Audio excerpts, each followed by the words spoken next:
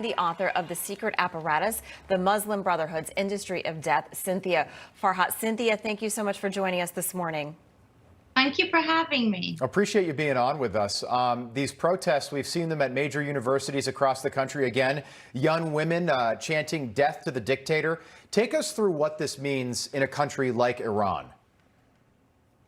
I completely relate to what the people of Iran are going through. I have lived most of my life under Mubarak's Egyptian President Hosni Mubarak's brutal police state.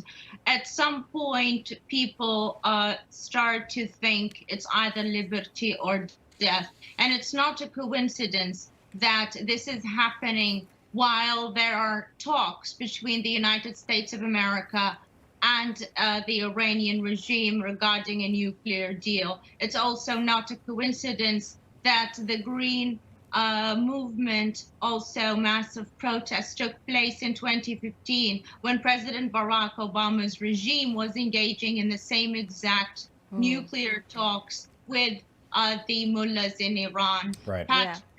Yes, behavioral patterns reveal intent, and the intent is for the Iranian people to tell the world, you are either with us or you are with the eschatological mass murderers and lunatics in the regime. Yeah, Cynthia, according to the Wall Street Journal, the movement has proved more durable than previous challenges to Tehran's leaders and could pose a continuing threat. Do you believe that? Are these protests a real threat to the leaders in Tehran?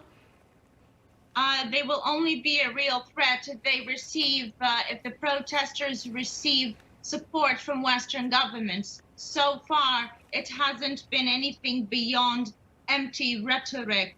Well, Joe Biden and the administration here can't support the protesters because he's trying to, as you said, he wants to re-engage with the Iran nuclear deal. So you can't support the protests happening there while trying to get the Iran nuclear deal, back on track. The goal of these protesters, though, is to topple the government there and topple the regime. Is that possible? Could we see that happen? I do not think it could happen without the support of Western governments. In 2011, the so-called Arab Springs were waves of coup d'etats, Muslim Brotherhood-backed coup d'etats that received support from the United States. It would have never happened without the support of the West. And unfortunately, this could end up being very badly for the protesters and for the people of Iran with the strengthening of the mullahs through backing them with the Iran deal. The Iran deal aims to take not only the Iranian people as hostages, but the whole entire world as a hostage. It's basically tying a suicide belt around the planet. Yeah, Cynthia, a lot of people are comparing the Indian Express comparing these young girls to a Greek heroine. I mean, they're really putting their lives on the line by protesting and by voicing what's happening. What else are you hearing? We have about 30 seconds. That's exactly what I'm hearing. It's either liberty of death or death. Living in captivity is a horrific place to be.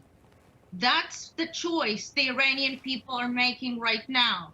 It's our moral choice also. It also tests our moral integrity in the West. Yeah, they've got strength in numbers, these protesters now, but for the ones that are being arrested and apprehended, not a good situation. Cynthia, thanks so much for being on with us this morning. We appreciate your time. Thank you. Thank you. Okay, we've got a lot more coming up this morning on Wake Up America. Stay